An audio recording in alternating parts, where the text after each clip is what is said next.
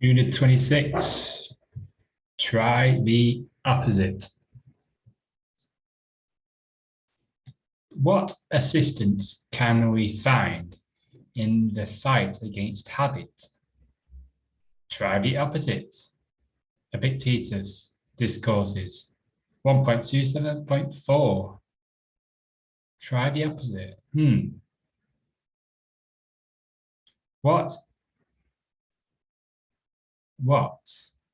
What assistance can we find in the fight against habit?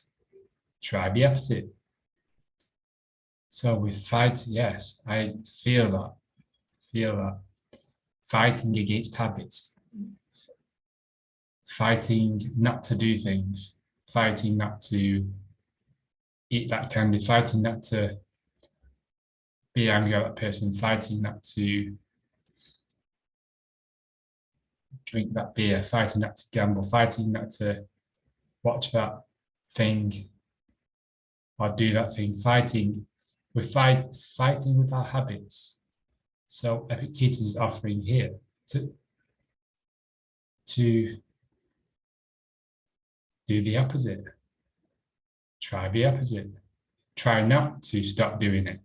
Try not to do the thing. Try stop the fight. Stop the fight against the habit. Don't fight against it.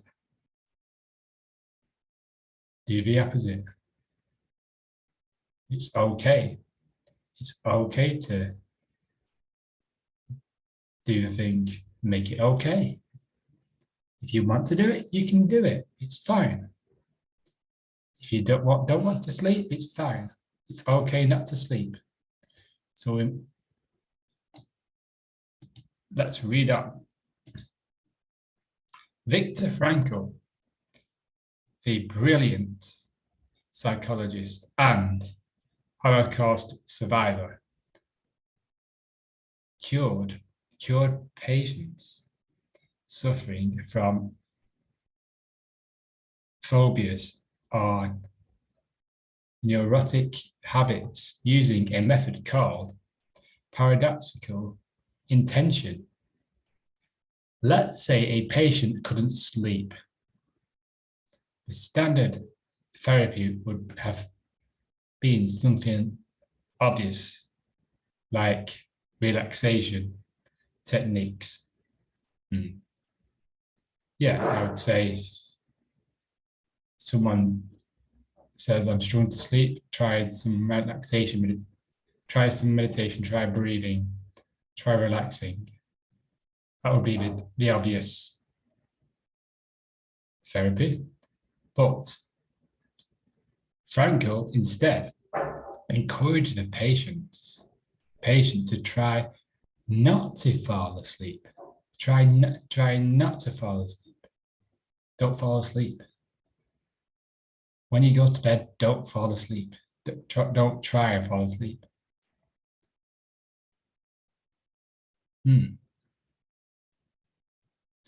He found that shifting focus of the problem deflected the patient's obsessive attention away from it and allowed them to eventually sleep normally. Fans of the TV show Seinfeld might remember an episode called The Opposite, where George Costanza magically improves his life by doing the opposite of whatever he'd normally do. If every instinct you have is wrong, Jerry says to him, then the opposite would have to be right. The larger point is that sometimes your instinct or habits get stuck in a bad pattern that pushes us further from our natural, healthy selves. Now Now, you shouldn't immediately toss out everything in your life. Like, you don't have to stop doing exercise, you don't have to stop. So it's going through what you do and going through, okay, writing a list of what you do and putting a cross next to what you'd like to change, what habits you'd like to change. And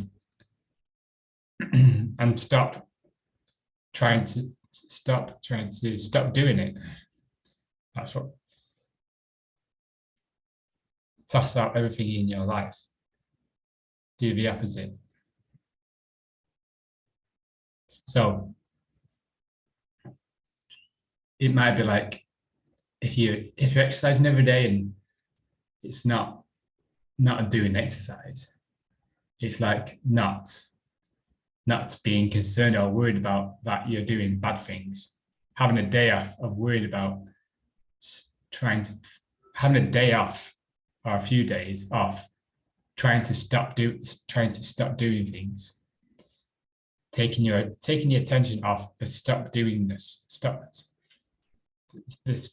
because then you realize that fighting the pattern of I'm trying to stop doing this is actually enforcing it. It's enforcing the pattern that is keeping the pattern alive. It's breeding it. It's you're fueling the fire for it. It's living because of this energy. Because of the attention, however you place your attention is where you place your energy. So if we're placing our attention on trying to stop, if I'm really going to motivate myself not to do that thing, your attention is focused on stop doing it, and just instead of being okay that you're doing it, being okay that you don't sleep. It's okay that you don't sleep. It's okay that you do all those, drink alcohol, just having a few days off of the guilt. Some stuff is working. You're reading this. Okay, yeah, some stuff is working. If you're exercising, if you're meditating, if you're applying breath work, if you're reading books about people you want to aspire to, if you're reading books about successful people, if you're creating, yeah, so we all have good habits. So it's knowing, understanding the good habits. We're doing some good things. Everyone is doing some good things. But what if you can explore? What if you explored opposites today?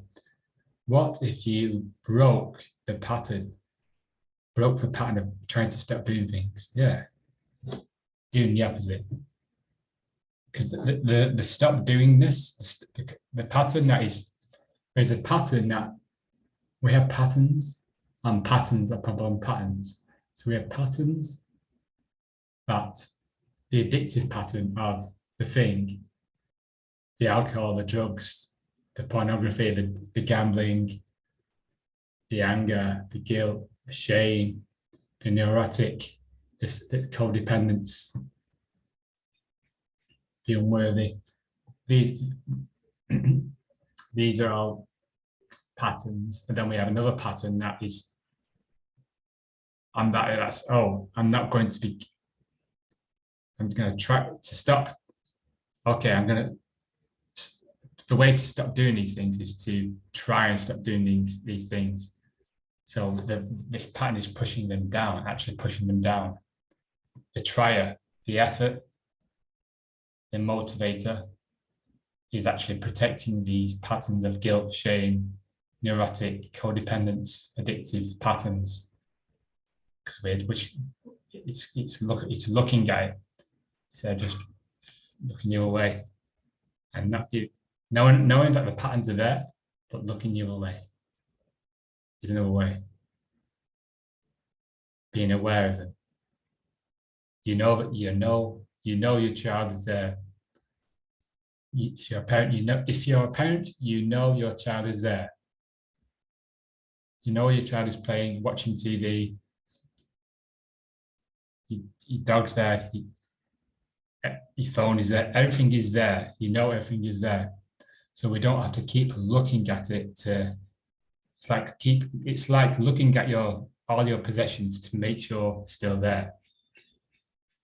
When you don't, that's the pattern. The pattern is looking at it, looking at all these things. It's not the thing. It's the attention. Interesting. Enjoy your day and do the opposite. It's okay. It's okay not to sleep. Practice that.